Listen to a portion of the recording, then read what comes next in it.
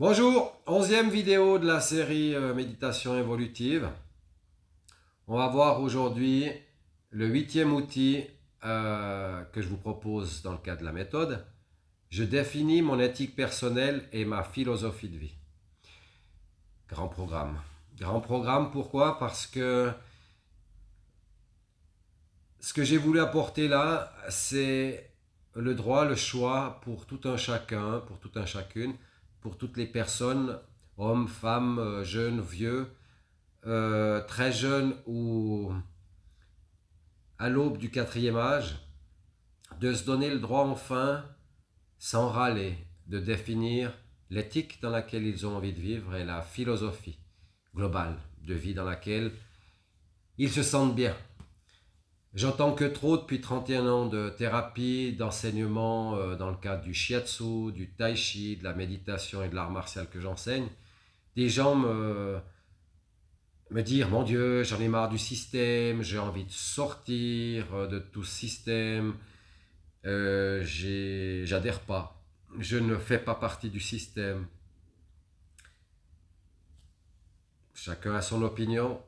Je dirais que dans le cadre de tout ce travail que je vous suggère via la méditation,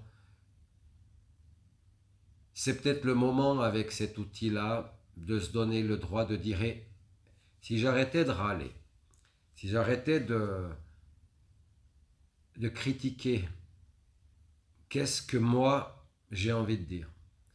Qu'est-ce que moi je peux changer en osant poser clairement? Je me fais moi-même, je me donne le droit de faire ma constitution personnelle. Autant notre pays en a une, pourquoi ne pas en faire une? Eh bien, ayant fait ce travail moi-même, ayant aidé de nombreuses personnes à le faire, c'est pas si évident. On prend vite l'habitude de râler, mais définir son éthique de vie et sa philosophie de vie, c'est un petit peu comme quand on prend pour la première fois son appartement. Euh, les 3 premiers mois où on commence à habiter dans son appartement, aller faire ses propres commissions, faire son ménage, tout d'un coup on se rend compte que damned, les parents sur lesquels j'ai râlé toute mon enfance parce qu'ils me faisaient tenir propre ma chambre, faire mon ménage, apporter mon linge au sale, bon Dieu, ce qu'ils étaient chiants quand j'avais pas de point de recul, mais maintenant que je fais les choses par moi-même, je me rends compte que si je fais 3 heures de ménage dans mon appart et que mon meilleur copain arrive avec ses bottes pleines de terre et puis en met partout dans l'appartement, là je suis pas d'accord. Donc je suis le premier à devenir chiant pour lui et à mettre une interdiction de venir avec les souliers dans mon appart en place. Même chose pour l'éthique et la philosophie. Vous allez vite voir que souvent quand on râle contre le système, contre notre employeur, contre nos parents, euh, il est très facile de critiquer contre quelque chose. Moi, ce que je vous propose dans ce point, c'est de créer pour votre bien-être une meilleure philosophie, une meilleure éthique de vie. Bref, souvent je dis à mes élèves de shiatsu, faites l'expérience de mettre en place des lois et des schémas. On parlait dans une précédente vidéo des schémas personnels. Imaginez-vous virtuellement gouverner un pays de 100 000 personnes et rendez le peuple heureux.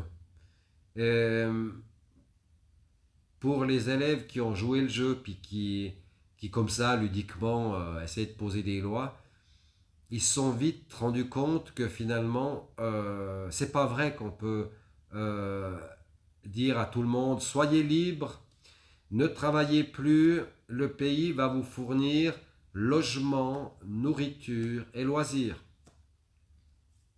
Eh bien, regardez sur Terre, il n'y a pas grand pays qui offre ce genre de choses-là.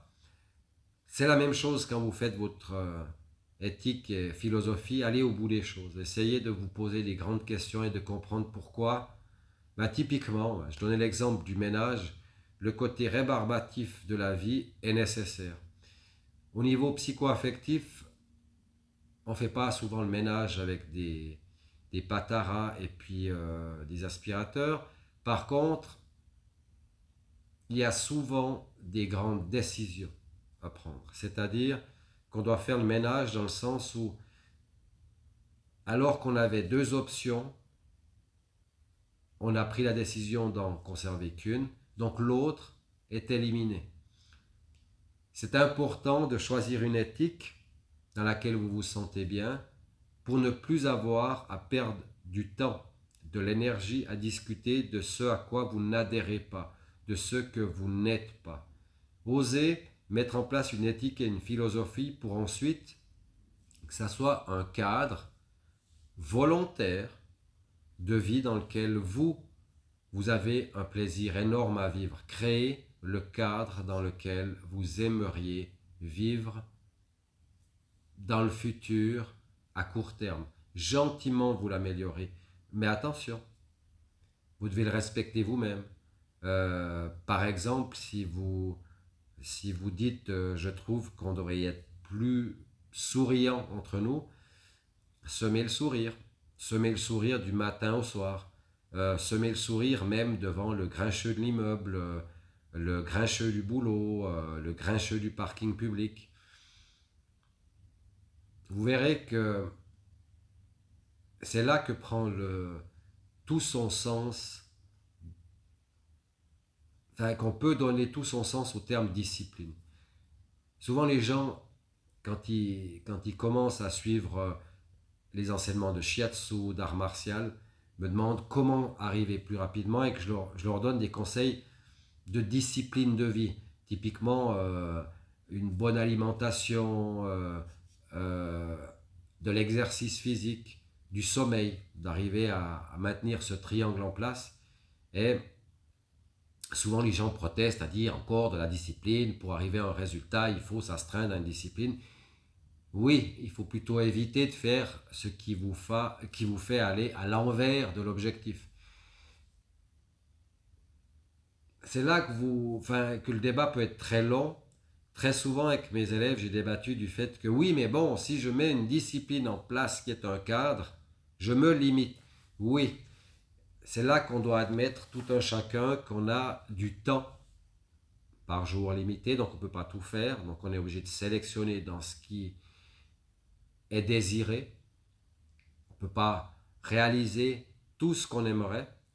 C'est la même chose au niveau du comportement, du travail, de la famille. On ne peut pas décider d'avoir une famille, d'avoir des enfants, de consacrer du temps aux enfants et puis en même temps avoir autant de loisirs qu'un ami complètement célibataire. C'est pas possible. Donc d'arriver à mettre en place des droits, mais aussi leurs pendants, des obligations, je pense très important. Essayez d'avoir un travail pour vous créer un nid douillet, mais qui soit viable, qui soit pérenne, qui puisse durer dans le temps. C'est très important. Parce que souvent les illusions où les gens aimeraient arrêter de bosser, arrêter de se prendre la tête, aller dans les grands magasins en ne payant pas à la caisse, la mise en pratique, c'est souvent très pénible. Et puis c'est vrai que moi qui ai beaucoup connu l'illusion de certaines personnes qui bossaient jusqu'à un certain âge et puis qui dans les années 80 partaient en Ardèche élever des chèvres, j'en ai connu beaucoup aussi qui sont revenus. C'est important d'être réaliste. Soyez-le pour vous, soyez-le pour les autres. De cette façon-là, vos rêves se réaliseront sur Terre. C'est ce que je vous souhaite. Une très bonne journée. Au revoir.